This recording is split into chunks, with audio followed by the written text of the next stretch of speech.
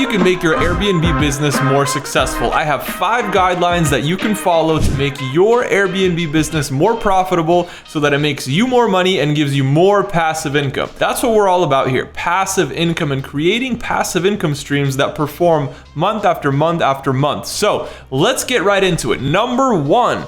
I call this the 20-minute rule. Whenever I'm choosing an Airbnb location, and it does not matter whether I'm buying the Airbnb or if I'm doing Airbnb arbitrage, I'm still looking at the 20-minute radius of this property. And this is honestly mostly personal experience, but I feel like you guys will be able to connect with this. If it takes you longer than 20 minutes to drive somewhere, it starts to feel like a long drive. Now, don't tell me that's just me, but after you drive for 20 minutes, it's like, okay, well, this is actually further out than I thought. Just a theory, however, it's been working really well for my Airbnb, so go ahead and try it out. Let me know the results for you. But basically, the 20-minute rule is that whatever I need to have as a vacationer or as somebody who is staying in this Airbnb, I need to be able to have access to it within 20 minutes. If I'm specifically visiting, let's say, Tampa, Florida, and I want to be in the city, I may not want to stay downtown, but I want to be within 20 minutes of it, because if it's further than 20 minutes away, it's going to start to feel like it's far away. Maybe I'm in the Tampa area because I want to be by the beach, right? So if I'm positioning my Airbnb closer to the beach in the first place because I want people who are on vacation to stay at my Airbnb, well, I'm going to make sure that the beach is no more than 20 minutes away. If the beach is 30 minutes away, they're probably gonna choose a different Airbnb over yours. Now, that's my theory. It's been working well for me. Try it out. Let me know your thoughts. Now, the second thing that has made my Airbnbs more profitable is using modern furniture. Guys, modern furniture looks cool, it's got that stylish effect to it, and it brings your Airbnb to a whole new level. If you're able to elevate the design of your Airbnb up to a higher level, you can often charge more for it. So guys, if you're paying, let's say, a couple $100s more, maybe even a couple $1,000s more for nicer furniture, a lot of times you can easily make that money back and more just by raising the price of your Airbnb, because you have such a nice furniture set in your Airbnb. It looks luxury, it looks nice, it looks modern. That makes all the difference for a lot of people that want to stay at Airbnbs. Number 3, and this one totally plays into number 2. If you're planning to have modern furniture in your Airbnb, you don't even have to buy it. So there are companies out there that will literally let you rent furniture. That means that you can get into more Airbnbs with less money down. Look at it this way. If you're gonna do Airbnb arbitrage and you're just gonna rent out this Airbnb on a monthly basis, lease it from the owner, right? And then you're gonna charge nightly for people to Airbnb it. So your initial startup costs are likely gonna be your first month's rent plus a security deposit. So let's say, for example, your first month's rent is $2,000 and your security deposit might also be $2,000. Well, you could set this entire Airbnb up and rent furniture for less than $5,000. However, if I had to buy all that furniture, it's probably another $5,000 to $10,000 on top of that that I already paid, right? So let's say I spend another $7,000 or $8,000. Well, now my total startup cost for my Airbnb up until I can collect cash is like $11,000 or $12,000, when I could have done it for less than $5,000 if I just rented furniture. Also, think about it like this. If you could potentially see that in the future, hey, I might not always want to be in the Tampa area. I might move to Jacksonville later on. I might move my Airbnbs to Miami or somewhere else. Well, now you got to get rid of all that furniture. So you bought all that furniture and now you have a bunch of extra work because you have to get rid of it. So sometimes renting furniture is actually a really great option for a lot of people.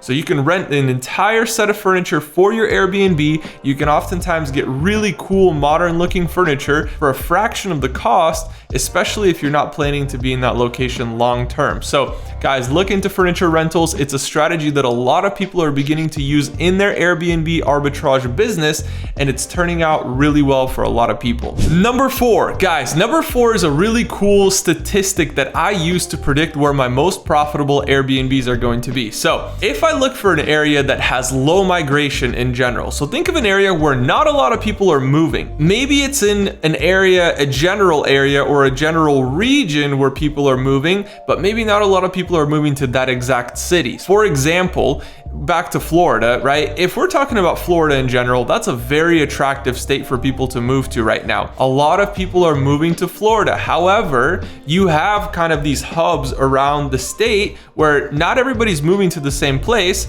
but most people are moving to the Miami area. So Miami is like the front runner.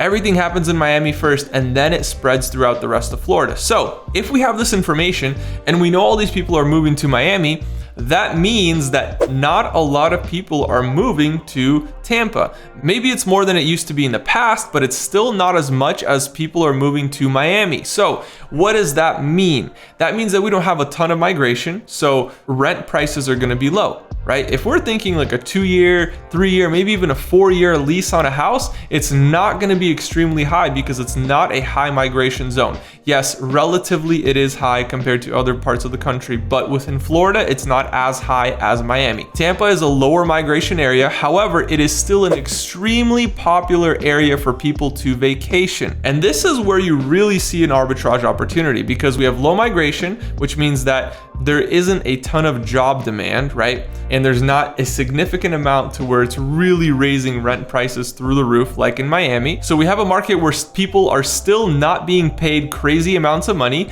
to be able to afford crazy rent amounts, right? Okay, so we have these reasonably priced houses that we can lease for 3 or 4 years, but because it's such a vacation hotspot, so many people are going there in the winter, and a lot of people are visiting to vacation specifically in that area. We have a combination of two things here. Number one, we're not paying high prices on our long-term leases, but we're able to command a high price for a nightly stay like an Airbnb because tourists are willing to pay for convenience. So if these people are willing to pay for convenience, we know that we can charge a higher nightly price, more than covering our initial lease payment, more than covering any utilities, any rental furniture, right? Any fees that we have on top of that, plus management fees if somebody's managing it for us, and still make a profit on top of that. I teach this strategy within my 6-figure mentorship program. We walk people throughout this whole process because guys, you should be making at least a couple $1,000s a month on each one of your houses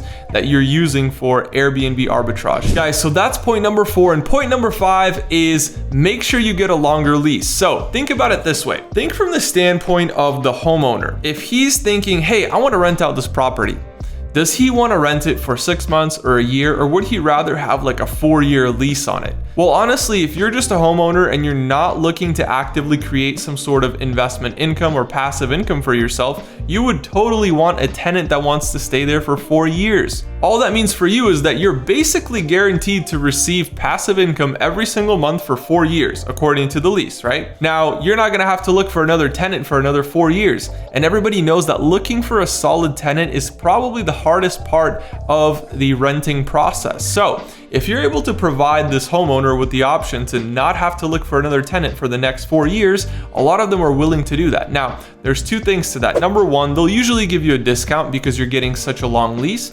Number 2, think about rent prices. Do you think rent prices are gonna be higher or lower in the next 4 years? I'm willing to bet on the fact that they're gonna be higher in 4 years. And so if I can lock in that rate and get a discount right now for the next 4 years, man, my income is just gonna grow and grow and grow as we go throughout those 4 years. So guys, those are the 5 ways that you can make your Airbnb more profitable. Make sure you like, comment, and subscribe, and I'll see you all in the next video.